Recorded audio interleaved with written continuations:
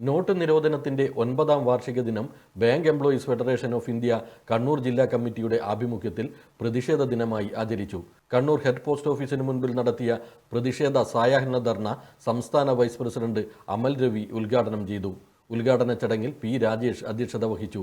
P Santhosh Kumar, TR. Rajan, CP Bhanuprakash, TU Sunitha, K Prakashan, N Babu, Dhanesh Kumar, PM Sreerag തുടങ്ങിയവർ സംസാരിച്ചു. ആ സർക്കുലർ പറഞ്ഞിരിക്കുന്ന പ്രകാരം ഒരാൾക്ക് 4000 രൂപയുടെ കറൻസി മാറാൻ പറ്റും.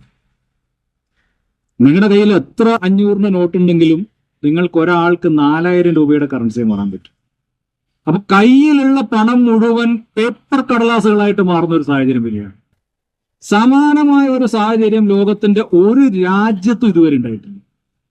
9ാം തീയതി അവധി കഴിഞ്ഞ് 10ാം തീയതി രാവിലെ ശാഖ തുറക്കുമ്പോൾ, ഞാൻ SBT കണ്ണൂർ മെയിൻബ്രാഞ്ചിൽ വർക്ക് ചെയ്യാം, ശാഖ തുറക്കാൻ തന്നെ നമുക്ക് പറ്റുന്നില്ല. അത്രയും വലിയ ആൾക്കൂട്ടമാണ്. ജനങ്ങൾ ഇത് മുഴുവൻ എടുത്തുകൊണ്ട് വന്ന് നിൽക്കുകയാണ്. ഈ മാറിക്കൊടുക്കുന്നതിന് വേണ്ടിയിട്ടുള്ള കറൻസി രാവിലെ ശാഖയിലെത്തി. 4000 രൂപ ഒരു കസ്റ്റമർ അടച്ചു കഴിഞ്ഞാൽ അയാൾക്ക് കൊടുക്കുക 2000-ന്റെ നോട്ട്. ഈ 2000-ന്റെ നോട്ട് ആദ്യമായിട്ടാണ് ഈ രാജ്യത്തെ ജനത കാണുന്നത്. ഈ നോട്ട് എടുത്തിട്ട് 10 രൂപയുടെ ചായ കുടിക്കാൻ കഴിയില്ല. കടയിൽ പോയി ഒരു 40-50 രൂപയുടെ സാധനം വാങ്ങിക്കാൻ പറ്റില്ല.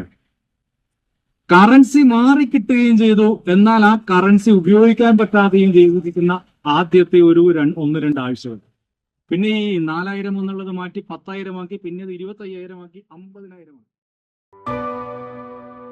AKG memorial cooperative hospital, Kannur.